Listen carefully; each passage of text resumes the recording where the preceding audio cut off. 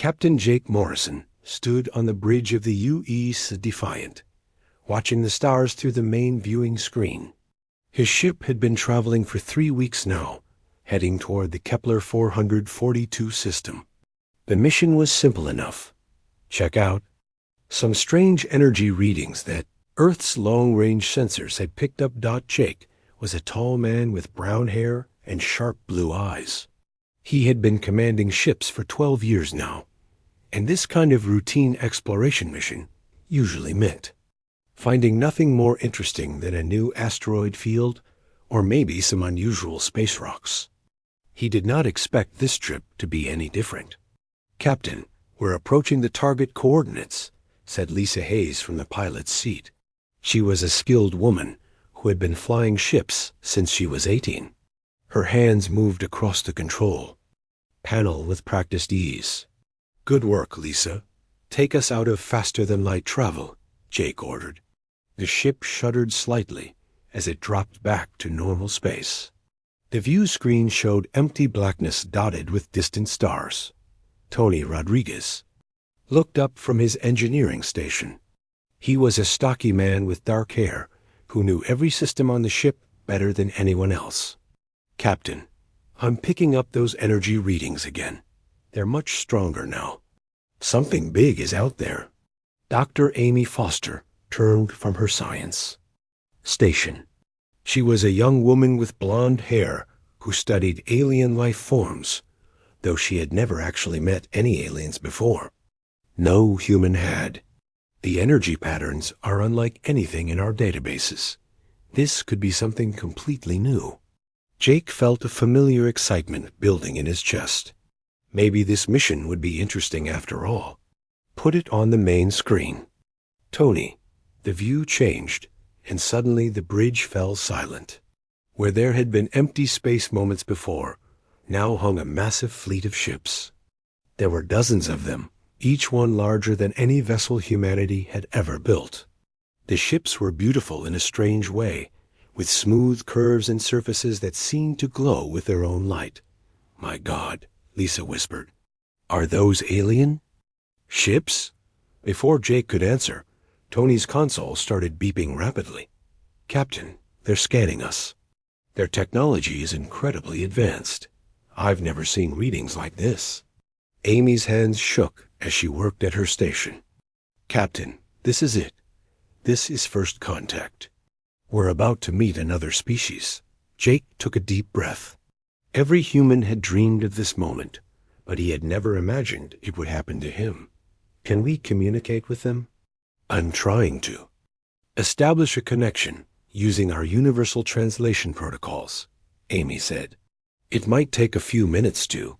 She was interrupted by a new voice that filled the bridge. It was clearly not human, with strange musical tones, but somehow the ship's computers were already translating it into English.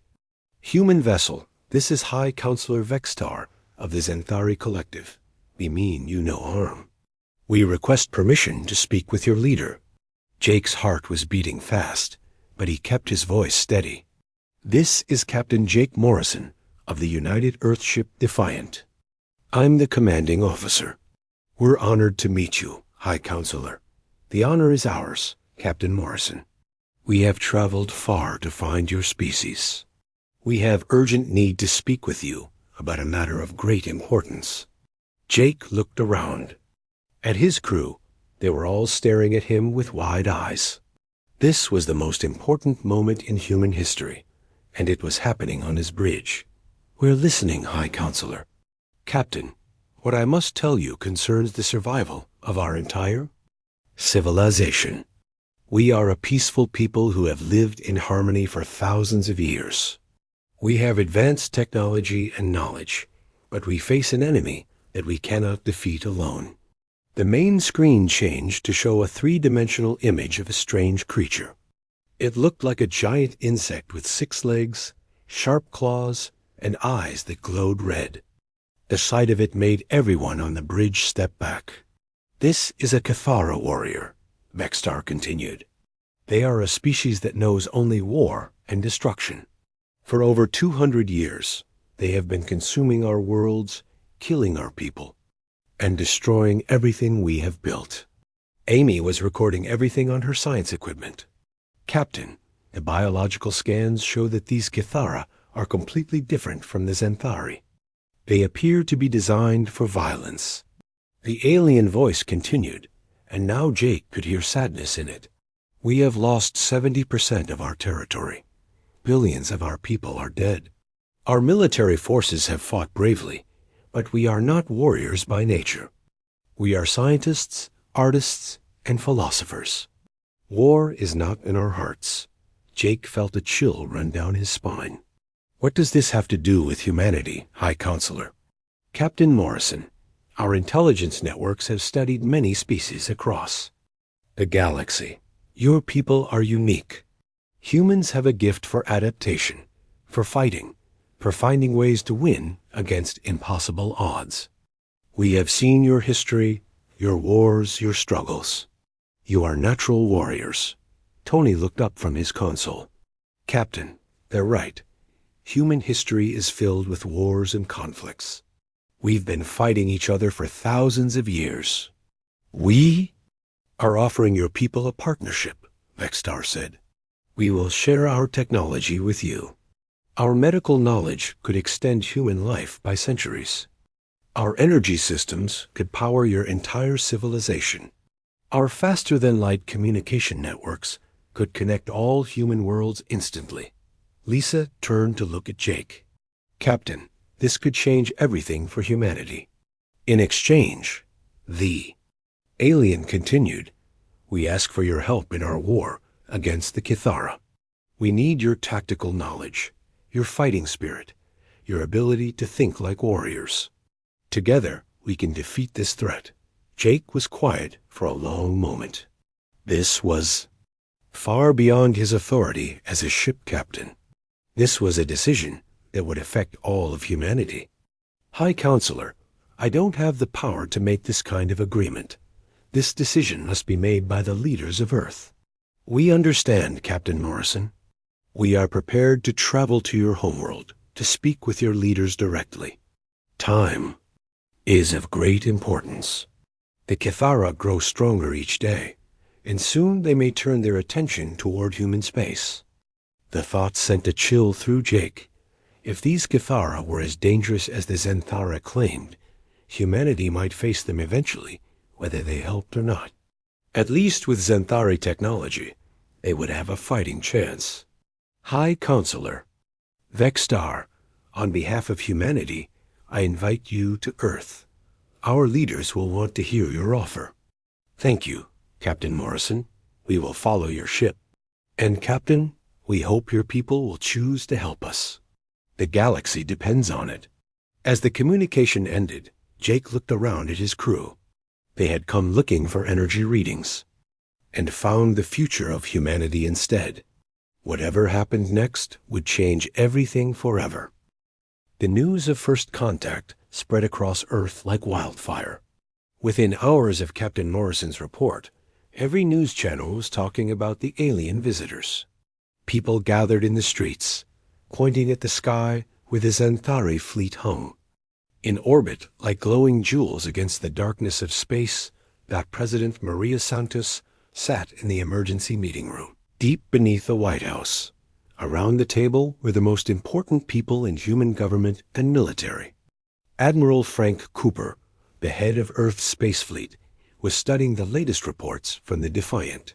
General Paul Anderson, who commanded all ground forces, was looking at pictures of the Kithara with a frown on his face. The situation is clear, President Santos said. We have been contacted by an alien species that wants our help in a war. This is the most important decision in human history. Dr. Helen Torres, Earth's top expert on alien life, was examining data from the Xanthari ship. She was a small woman with gray hair who had spent her whole life dreaming of meeting aliens. Now that dream had come true, but not in the way she had hoped. The Xanthari appear to be telling the truth, she said.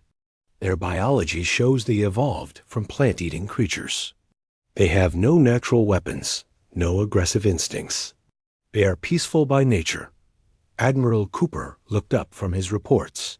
Captain Narration says their technology is centuries ahead of ours.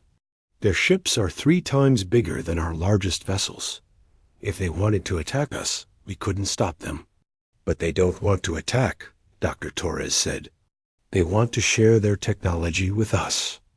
The medical advances alone could change human civilization forever. General Anderson pointed at the image of a Kithara warrior on the wall screen. And these things? The Zenthari say they're coming toward human space. If that's true, we'll have to fight them eventually anyway. President Santos nodded slowly. So our choice is to fight them alone with our current technology, or fight them as allies with advanced alien weapons. The debate continued for hours. Some leaders worried about getting involved in an alien war. Others argued that humanity needed to think about its own survival. The Zenthari had made it clear that the Kithara would not stop with their current territory. While the politicians talked, scientists and engineers were already working with the Zenthari. Dr. Amy Foster had been brought to Earth to lead the research team. She worked alongside Zenthari scientists to understand their technology and biology. It's amazing, she told her assistant as they studied Zenthari medical equipment. They can heal wounds that would kill a human in minutes.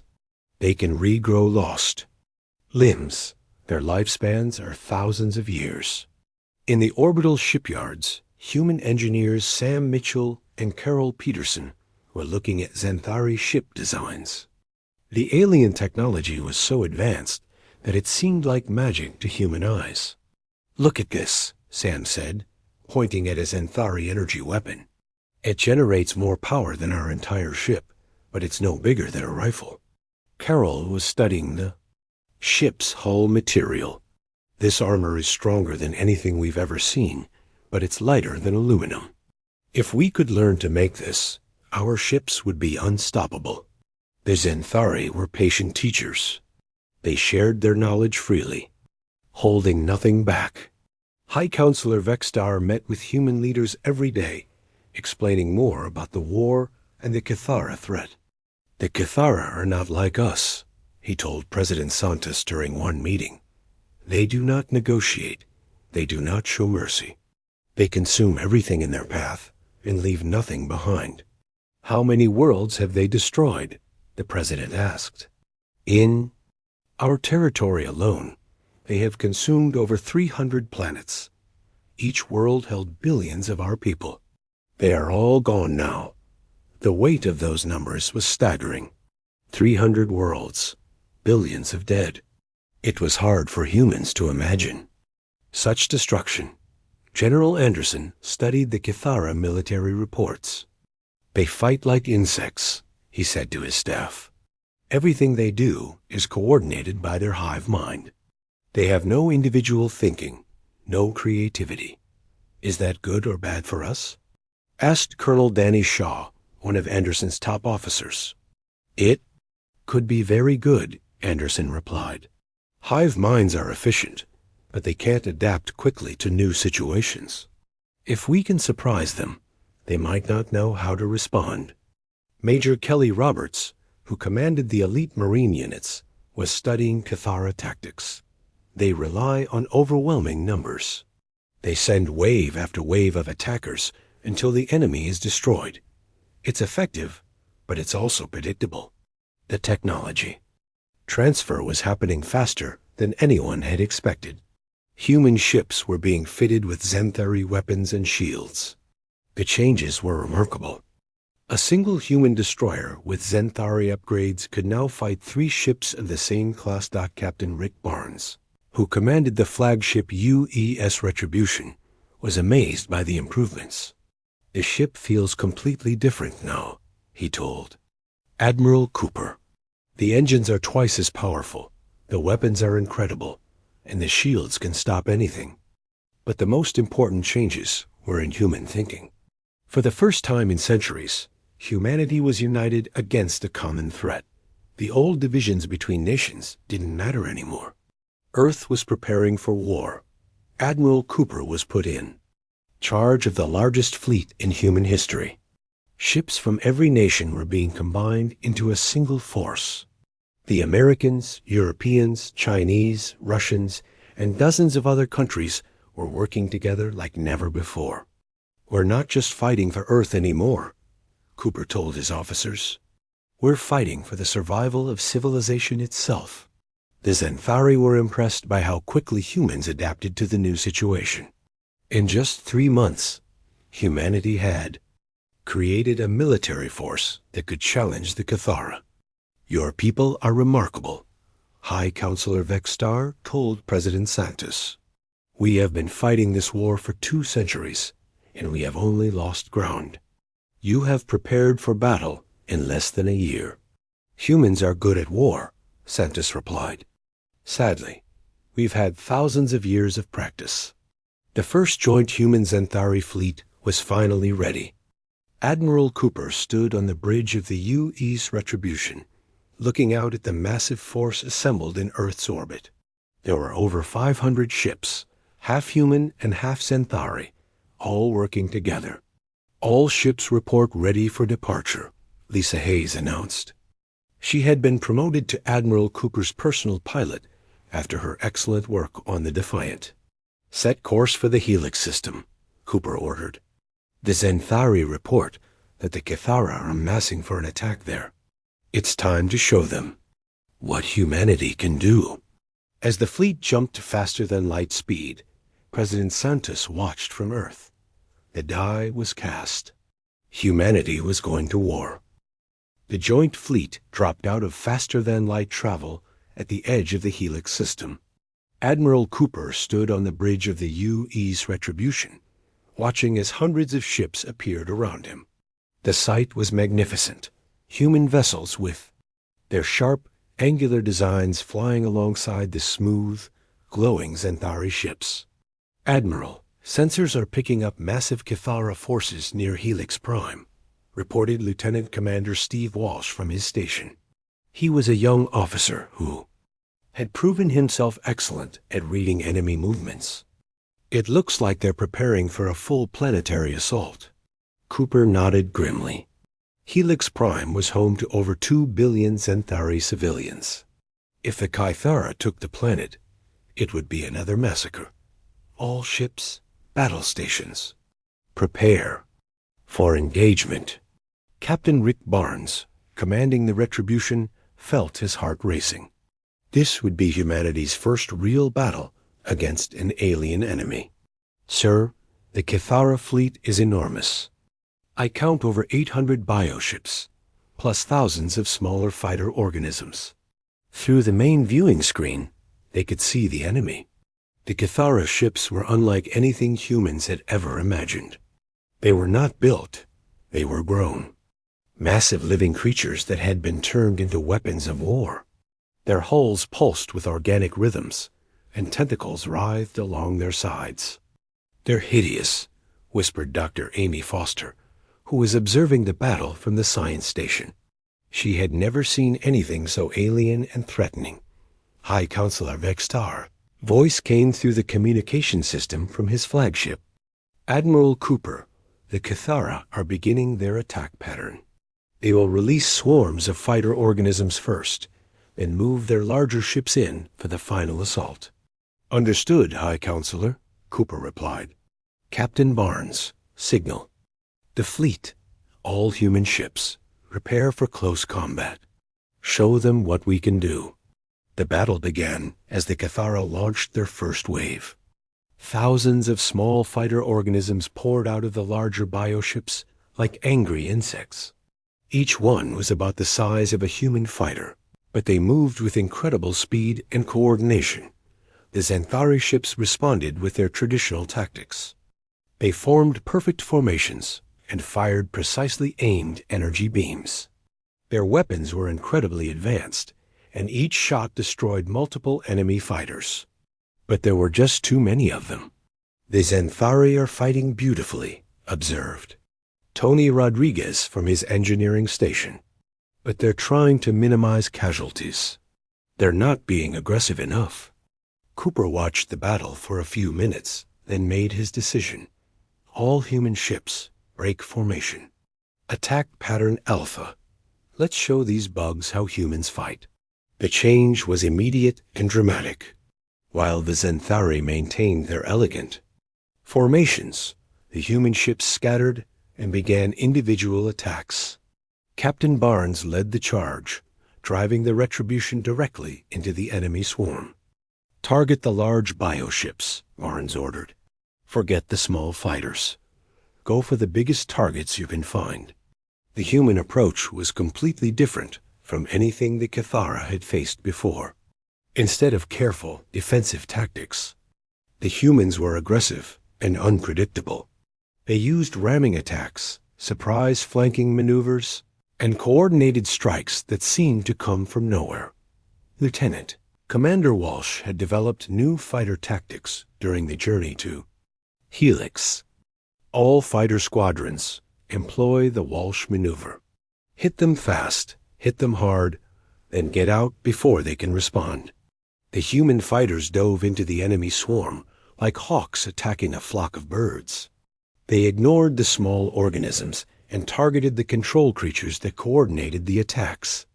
Without their leaders, the Cathara fighters became confused and disorganized. Colonel Danny Shaw was commanding the Marine forces aboard the assault ships. "Prepare for boarding actions," he ordered. "We're going to take some of those bioships and see what makes them tick."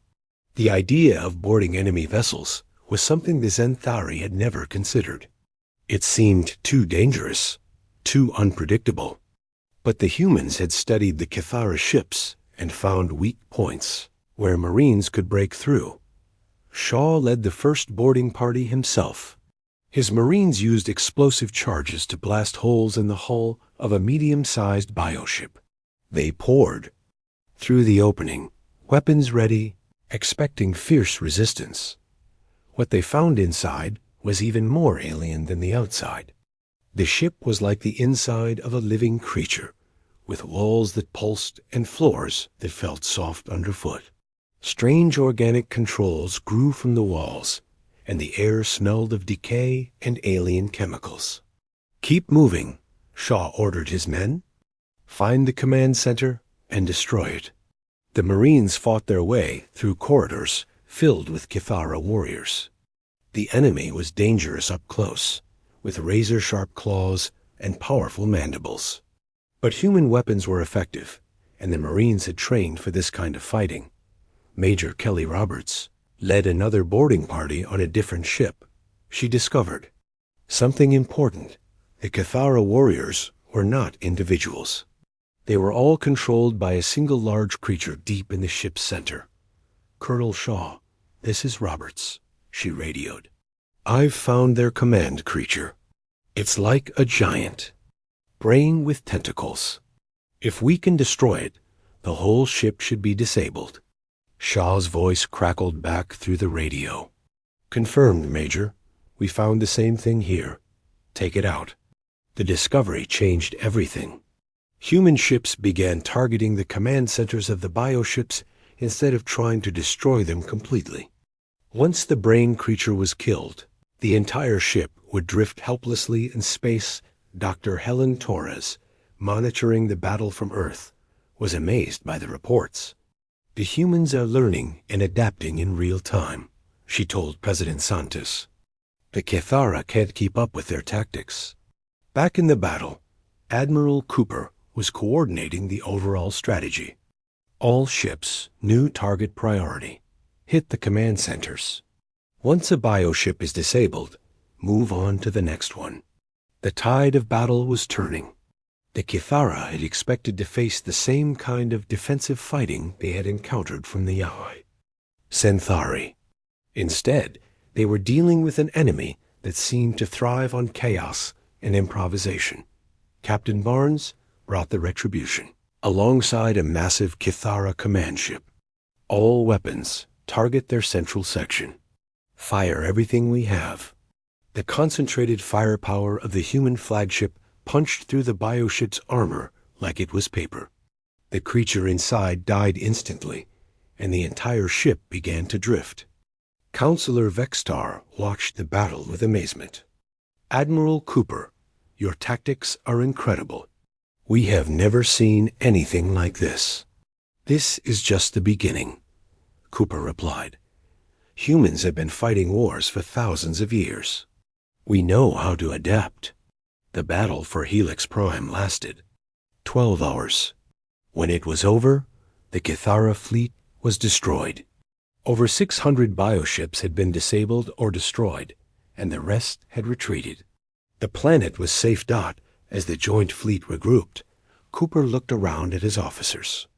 They had won their first battle, but this was just the start. The real war was about to begin. 6 months after the victory at Helix Prime, the war had spread across the entire galaxy. The Kithara, desperate to stop the human advance, had thrown everything they had into the fight. But it was too late. Human tactics had proven too effective, and the alien hive mind could not adapt fast enough. Admiral Cooper stood in the command center on Earth, looking at a massive star map. Red dots showed Kithara territory, blue dots showed human and Xanthari worlds, and green dots showed the battles they had won. There were a lot of green dots. "The intelligence reports are confirmed," said General Anderson, entering the room with a stack of documents. "We've identified the Kithara homeworld. It's a massive hive structure in the Omega Centauri system, protected by millions of bioships."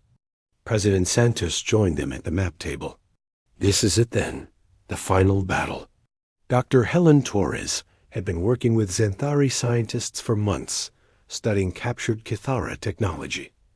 She had made a discovery that could end the war. "The electromagnetic weapon is ready," she announced. "We can disrupt their hive mind completely." Cooper nodded. "Operation Thunderstrike is approved. We'll take the largest fleet in galactic history and strike at the heart of their empire."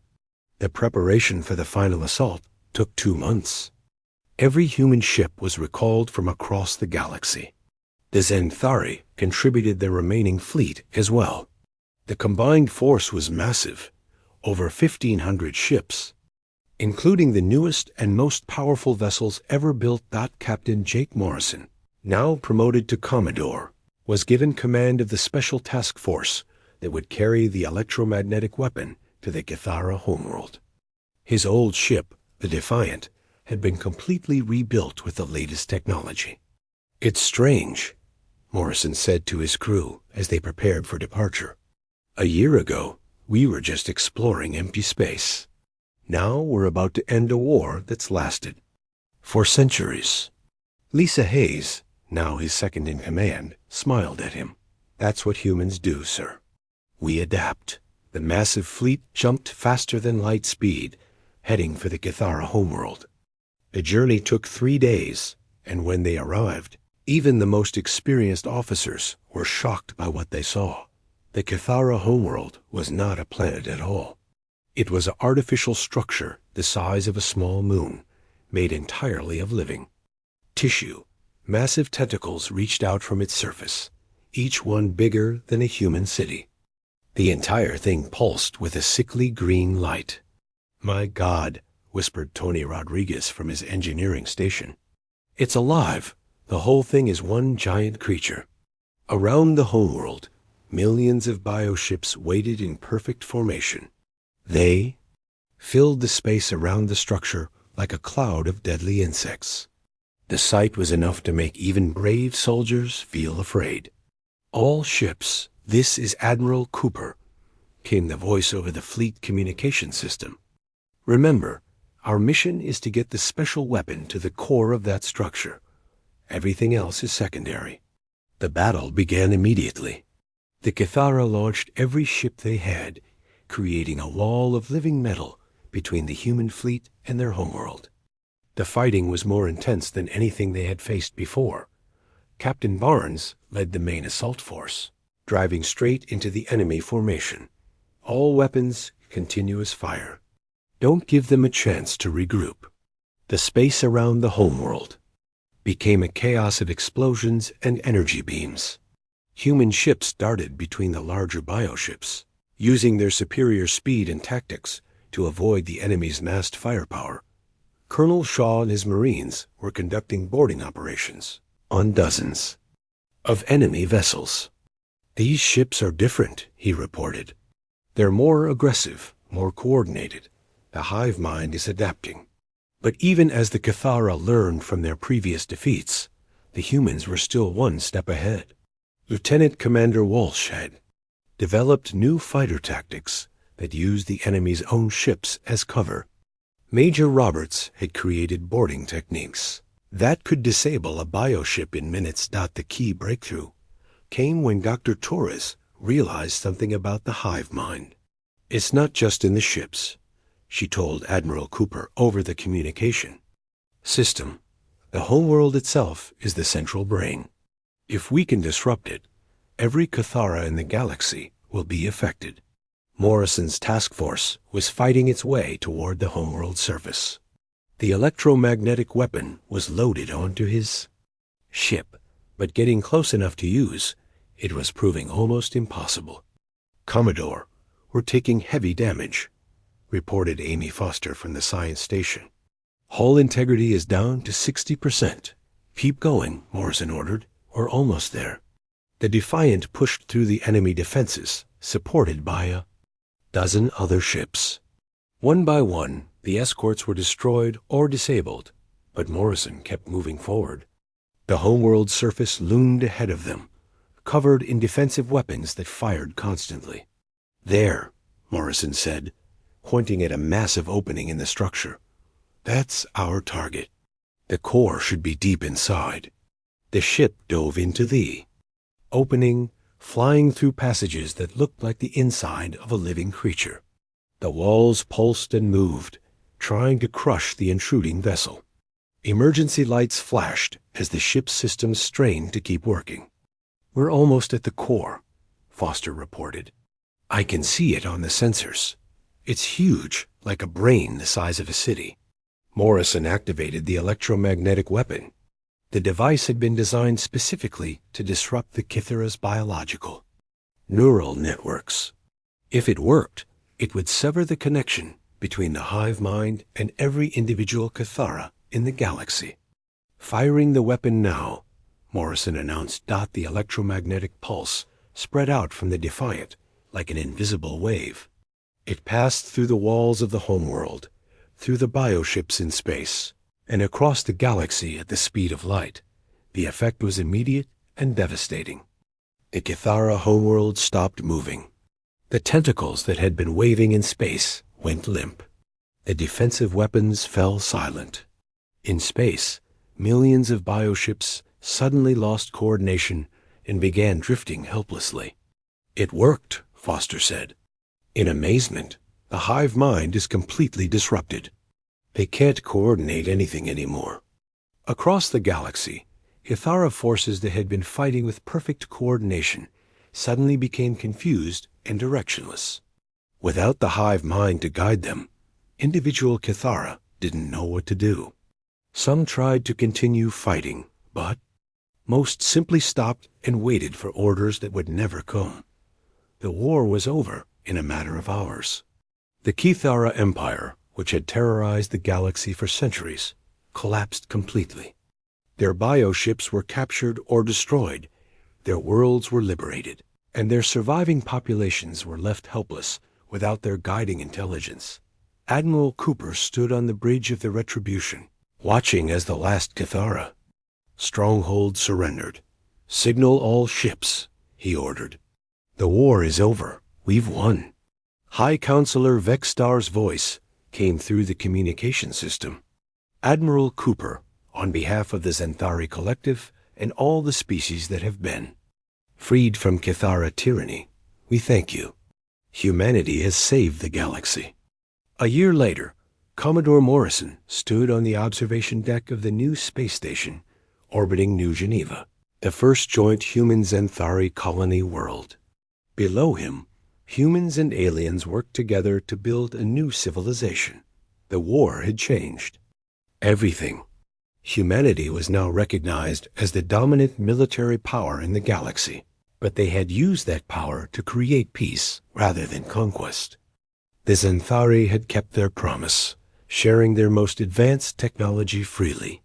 "The galaxy is safe now," Morrison said to Lisa Hayes, who had joined him at the observation window. "The Cathara threat is gone forever, and humanity has found its place among the stars," she replied. "Who would have thought that our gift for war would make us the galaxy's protectors?" Morrison smiled. The aliens had asked for aid, and humanity had given them total victory. In saving the Xanthari, humans had saved themselves and found their destiny as guardians of galactic peace.